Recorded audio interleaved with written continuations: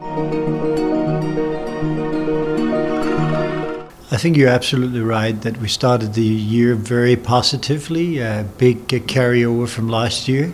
Everything seems to be good all of a sudden, a major change over the last 6 months. It's all about relative value, in my opinion. What we see is that the market continues to go higher. Corporations are buying their own stocks, which is the most dominant force in getting stocks higher. You see easy monetary policy, you see the Draghi put, you see the Bernanke put, you see improvement, of course, in the peripheral bonds. But all of these are monetary improvement, whereas the real economy, as measured by unemployment, productivity, production, industrial growth overall, creating new jobs, new orders, PMIs, is hitting all-time lows. So we have this very, very strange difference between these monetary indexes, the stock indexes, the bonds doing well, and then the real economy continuing to not perform. And I think that is ultimately what will deflate it's not a bubble yet, but it's a positive party-like mood in the marketplace that needs to be replaced by a somewhat more sanguine view. So I think the Italian election and the up-and-coming debt ceiling in the US, of course, is the two most significant events that could change slightly the mood of the market. No. It's the very short and clear answer. First of all, the fiscal cliff in itself is about 25% done. But before we get back to the fiscal cliff, we need to do the debt ceiling first in the US, the amount of absolute amount of capital that the government, the US, can borrow. That is already being exceeded. Hence, we need to figure out that first. And politically, that's far more difficult than the fiscal cliff, because don't forget, in the negotiations in December, the Obama has everything to win and the opposition everything to lose. But on the debt ceiling, Obama has everything to lose and the opposition everything to win, in the sense that Obama is responsible for the budget, not getting the budget through. The debt ceiling, of course, it will fall back on him and his popularity. So I think we're in for a big political fight, first of all. And secondly, just in pure timeline, first comes the debt ceiling, then comes spending cuts, and spending cuts will lead ultimately to the fiscal cliff. So I think we will be into March before we get a resolution. The euro? Yeah.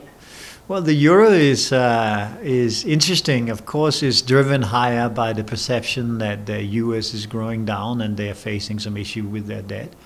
At the same time, of course, everywhere you look, Spain being a particularly good example, your CDS levels are more than half. The funding costs are down 300 basis points. The stock market is up 45% from the low.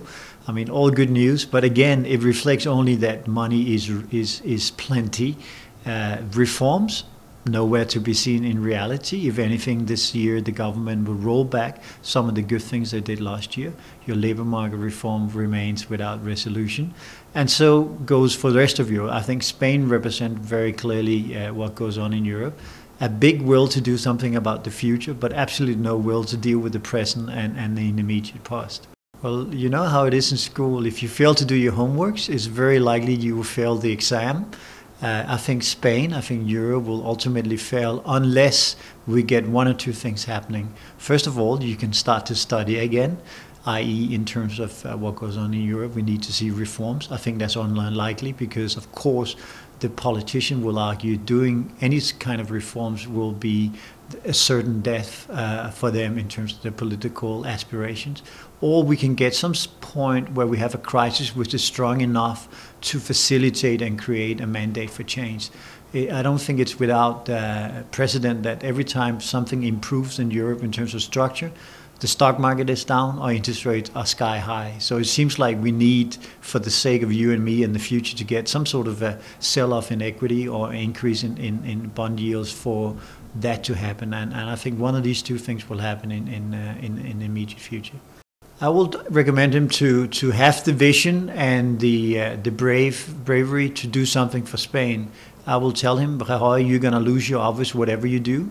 Why not lose it because you do the right thing for Spain, that you reform according to the Spanish history, according to the Spanish principle, instead of just continuing to listen to Europe and the financial market? why don't you sit down with a blank piece of paper and look at what are the 3 things that can improve in Spain? I think the labor market will be a good start. I think reinvesting in youth and education, and then making a plan for how Spain becomes productive, because this is a great nation. It just needs to adapt to its own policies, and you need, as the Spanish people, you need to pay for the excess you had in the past. But first and foremost, I've given the advice to be a man and have a vision and do what's right for Spain, not what's right for his political career.